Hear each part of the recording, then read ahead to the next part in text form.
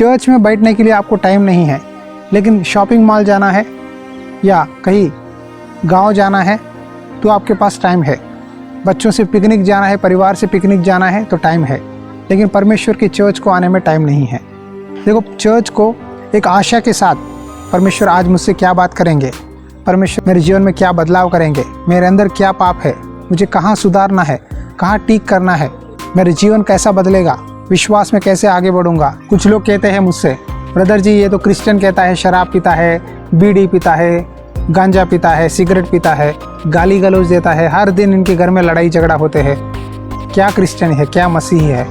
बोलने के लिए संडे तो अच्छे कपड़े पहन के चर्च जाता है, लेकिन सोमवार से शनिवार तक इसका जीवन ठीक नहीं है।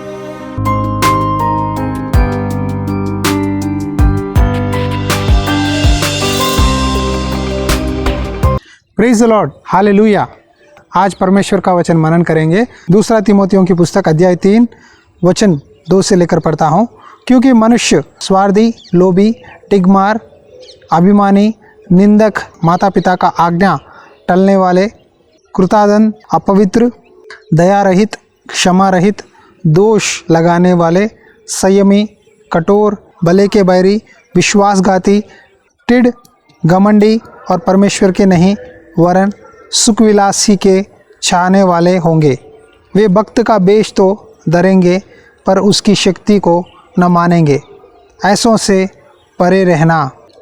देखो, परमेश्वर आज आपसे इस वचन के द्वारा बोल रहे हैं, वे वक्त का बेश तो धरेंगे पर उसकी शक्ति को न मानेंगे। ऐसों से पारे रहना।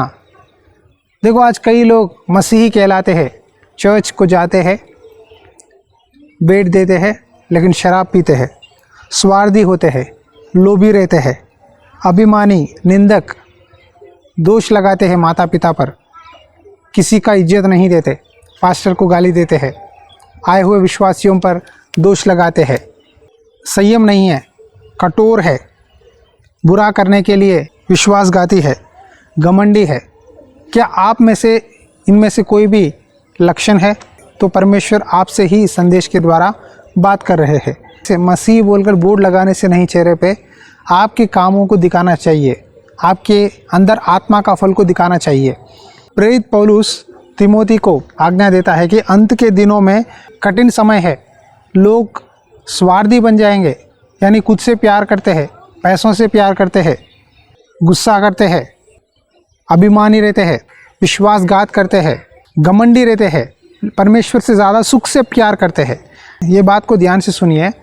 आज कई लोग चर्च को जाने के लिए कहते हैं बहुत गर्मी है, कुर्सियाँ नहीं है चर्च में, नीचे बैठ नहीं सकते, चर्च बहुत दूर है ब्रदर, आसपास कोई भी बस नहीं मिलता, ऑटो नहीं मिलता, ट्रांसपोर्टेशन का प्रॉब्लम है, हम उपवास नहीं रह सकते, शरीर में बीमारियां हैं, बलहीनता है, हम प्रार्थना नहीं कर सकते, हमारे पास टाइम नहीं है, हम घुटनों पर बैठ नहीं सकते, खड़ के प्रार्थना नहीं कर सकते, हम बाइबल पढ़ नहीं सकते, शरीर में बीमारियां हैं, ज़्यादा देर प्रार्थना नहीं कर सकते।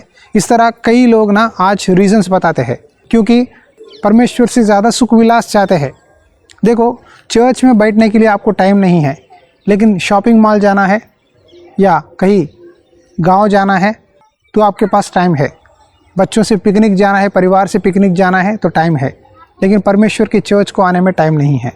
उपवास प्रार्थना आओ तो कहते हैं टाइम नहीं है, उपवास प्रार्थना नहीं आ सकते, क्योंकि ये लोग परमेश्वर से ज़्यादा सुख से प्यार करते हैं। आलसी व्यक्ति कभी भी आशीष नहीं पाता, जो मेहनत करता है वही आशीष पाएगा। देखो, चर्च को एक आशा के साथ परमेश्वर आज मुझसे क्या बात करेंगे, परमेश्वर मेरे जीवन में क्या बदलाव करेंगे, मेरे अंदर क्या पाप है, मुझे कहाँ सुधारना है, कहाँ ठीक करना है, मेरे जीवन कैसा बदलेगा, विश्वास में कैसे आगे बढ़ूंगा। इन आशाओं को रखकर आप चर्च को आना चाहिए। लेकिन कई लोग ये बातें छोड़कर चर्च को आना बहुत बड़ा मेहनत की तरह मानकर चर्च आने में बहुत तकलीफ़ उठाते हैं। पास्टर को खुश करने के लिए या विश्वासियों को दिखाने के लिए चर्च आते हैं, ऐसा नहीं। परमेश्वर से प्रेम करने के लिए चर्च को आइए। यहाँ वचन में लिखा है, वे वक्त का बेश तो धरेंगे पर उसकी शक्ति को न मानेंगे। कई लोग वक्त का बेश डालते हैं कि मैं मसीही हूँ, मैं क्रिसमस चर्च जाता हूँ, न्यू ईयर पे चर्च जाता हूँ, नामधारी मसीही बन गए, तंडे हो गए हैं, प्यार नहीं है, उद्धार का अनुभव भूल गए हैं, पापों का पश्चाताप नहीं है, मन फिरावा भूल गए हैं। कई लोग बपतिस्मा लेकर भी पाप कर रहे हैं, मूर्ति पूजा करते हैं, मेहमानों को डरकर सांसारिक रीति रिवाजों में हाथ लगाते हैं। बाइबल में लिखा है तू प्रभु के बोझ में हाथ रखकर सांसारिक कामों में हाथ नहीं रख सकता। अगर ऐसा करोगे तो तुम पर श्राप आएगा। तुम दो नाव पर, एक पैर एक नाव पे, दूसरा पैर दूसरे नाव पे रखोगे तो गिर जाओगे। रहना है तो गर्म रहो, नहीं तो ठंडा रहो। जीना है तो परमेश्वर के लिए जीवन बिताओ। अगर संसार में रहना चाहते हो, संसार में चले जाओ, लेकिन दो ज़बान, दो जिंदगियाँ हिपोक्रिट की तरह जीवन मत बिताना। भक्ति का वेश डालते हैं लेकिन उसकी शक्ति को नहीं देखते। देखो, आप क्रिसमस के टाइम में सांता क्लॉज देखते हैं। कोई चर्च में एक लड़के को या बड़ों को चुनकर सांता क्लॉज के कपड़े डालते हैं। जब क्रिसमस के टाइम में सांता क्लॉज सब बच्चों को गिफ्ट देता है। क्रिसमस होने के बाद सांता क्लॉज का कपड़े उतार कर फिर वो अपने काम में लग जाता है। आज कई लोग चर्च के आने के टाइम में एक सच्चा बिलीवर, एक बिलीवर की तरह, भक्त की तरह बेश डालकर, अच्छे कपड़े पहनकर चर्च को आते हैं। फिर घर जाकर वो कपड़े उतार कर फिर वही पाप में, वही गाली गलौज में, गुस्से में, घमंड में, नशे में, संसार में मिल जाते हैं। अगर आप ऐसे हैं तो परमेश्वर इस वचन के द्वारा आपसे ही बोल रहे हैं, दिखावा के लिए मत जाना चर्च को, परमेश्वर के ऊपर प्यार से जाओ। आप में से बहुत लोगों ने पहला प्रेम भूल गया है, विश्वास को छोड़ दिया है, प्रार्थना करना छोड़ दिया है, बाइबल नहीं पढ़ते, चर्च को भी सीधा नहीं जाते। परमेश्वर कहते हैं तू संगति रख, कलीसिया में प्रार्थना कर, मेरा वचन सुन, वचन को फॉलो कर, तब तुम्हें आशीष मिलेगी। देखो, यीशु मसीह में पूरी सामर्थ है। क्यों आज संसार में यीशु मसीह की वचन आगे नहीं जा रही है? क्योंकि आपकी वजह से आप अपनी भक्ति को कामों में नहीं दिखाते। कुछ लोग कहते हैं मुझसे, ब्रदर जी ये तो क्रिश्चियन कहता है शराब पीता है, बीड़ी पीता है, गांजा पीता है, सिगरेट पीता है, गाली गलौज देता है, हर दिन इनके घर में लड़ाई झगड़ा होते हैं। क्या क्रिश्चियन है, क्या मसीही है?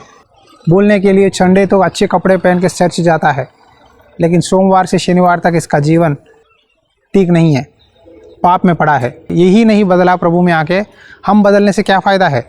कितने लोग ने आपसे कहा है? अगर आपसे इस तरह बोले हैं तो शर्म करो, आपके पापों के लिए पश्चाताप करो, अपना जीवन बदलो, नहीं तो प्रभु प्रभु कहने से कोई मतलब नहीं है। प्रभु यीशु मसीह ने एक दृष्टांत कहा, गेहूं के बीज को उसी तरह गेहूं जैसा दिखाने वाला जो डुप्लीकेट है उसे भी परमेश्वर ने खेत में रखने के लिए कहा।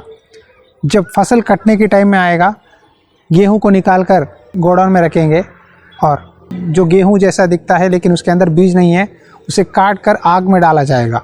चर्च को कई लोग आते हैं, अच्छे लोग भी आते हैं, बुरे लोग भी आते हैं, सच्चे मसीह की तरह एक्टिंग करते हैं, लेकिन वो डुप्लीकेट है।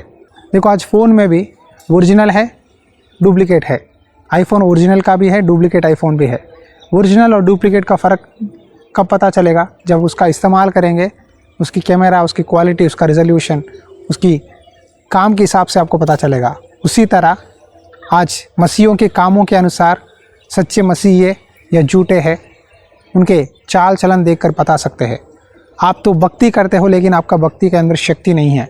परमेश्वर की सामर्थ को मांगो, प्रभु से अपना दिल ठीक करो, परमेश्वर आपके जीवन में आश्चर्य काम करेंगे। उसी तरह आपकी कोई प्रेयर रिक्वेस्ट है तो व्हाट्सअप नंबर में मैसेज कीजिए।